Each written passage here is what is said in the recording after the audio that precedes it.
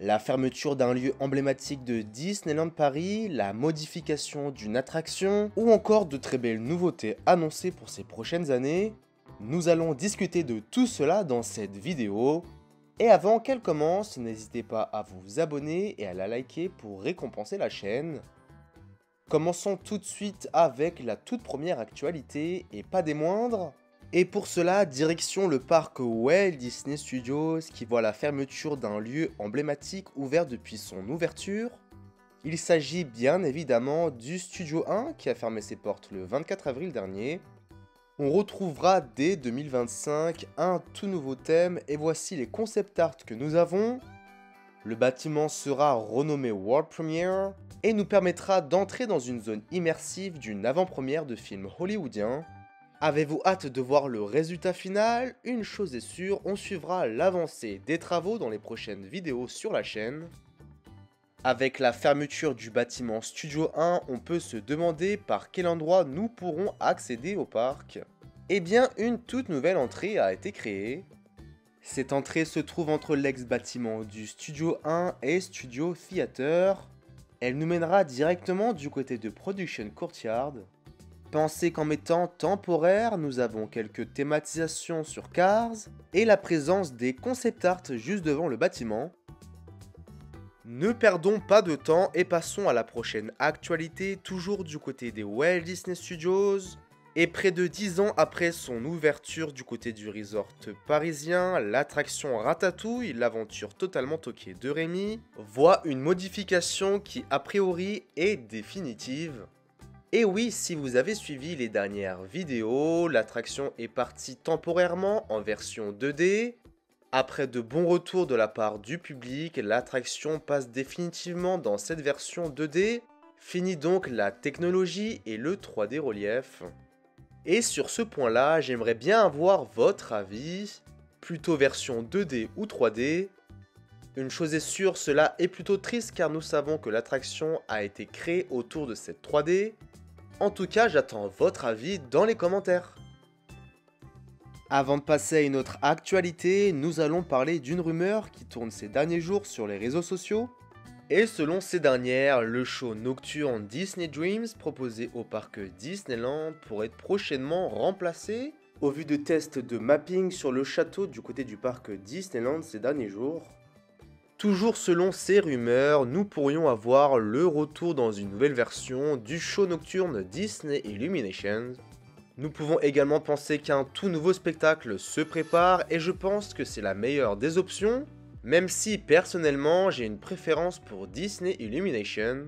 En tout cas n'hésitez pas à donner votre avis dans les commentaires. Êtes-vous plus Disney Dreams, Disney Illumination ou un tout nouveau spectacle? Retournons du côté des Walt Disney Studios où nous avons de grands changements du côté de Hollywood Boulevard. Et oui, comme vous pouvez l'apercevoir sur ces photos, les faux gratte-ciel de ce boulevard ont été récemment démantelés. En effet, ils ont été supprimés pour laisser place à la future expansion et à l'allée qui mènera vers le futur lac. Tout ceci présage de nouveaux changements qui devraient arriver ces prochains mois au niveau du parc, et on suivra justement tout cela dans les prochaines vidéos. Dans la continuité de ce qui est prévu ces prochaines années du côté du parc Walt Disney Studios, qui au passage changera de nom pour devenir Disney Adventure World, eh bien, nous avons ces différents concept art de fans qui nous préparent à l'avenir de ce parc. Plus de végétation, plus d'espace qui permettront notamment d'accueillir une toute nouvelle parade. Affaire à suivre. Continuons avec une information importante si vous avez prévu de visiter le resort parisien ces prochaines semaines. En effet, vous devez savoir que le spectacle Together, a Pixar Musical Adventure du côté du parc Walt Disney Studios partira prochainement en pause à partir du 6 mai jusqu'au 7 juin inclus.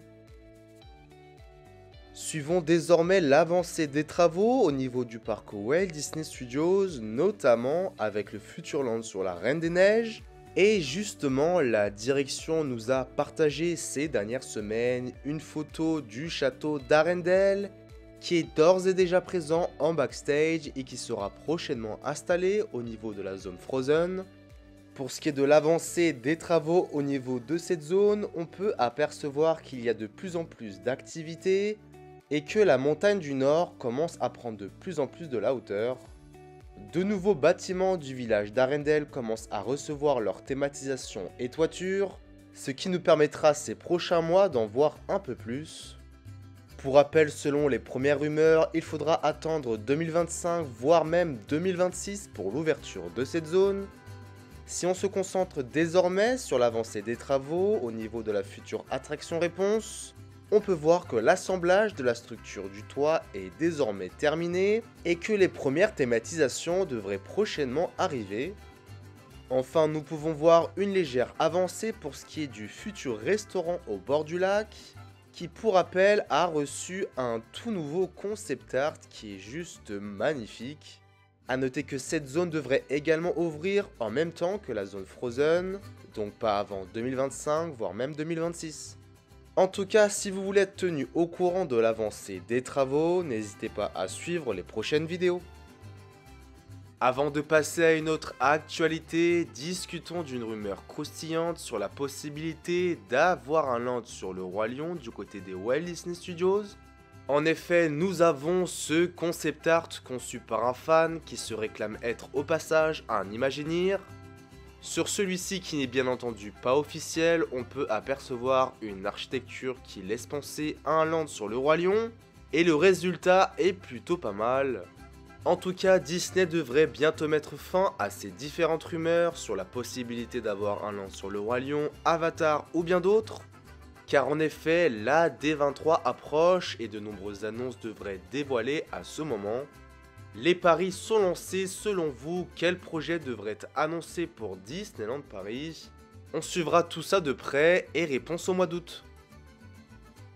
Passons désormais à une autre actualité qui est plutôt mauvaise. En effet, ces derniers jours, nous avons pu apercevoir une forte augmentation au niveau de l'offre food, comme par exemple avec l'augmentation du fameux biscuit gros goût qui passe de 4,30€ à 6€, sachant que la célébration du 4 mai approche.